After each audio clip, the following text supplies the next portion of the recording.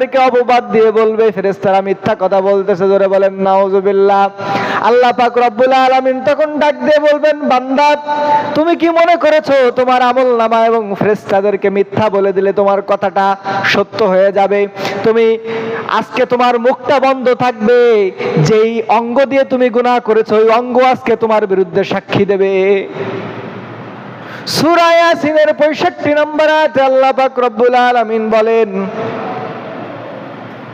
আল্লাহ পাক রব্বুল আলামিন বলেন, আল ইয়াউমা নাখতিমু আলা আফওয়াহিহিম ওয়া তুকাল্লিমুনা আইদিহিম ওয়া তাশহাদু আরজুলুহুম বিমা কানু ইয়াকসিবুন।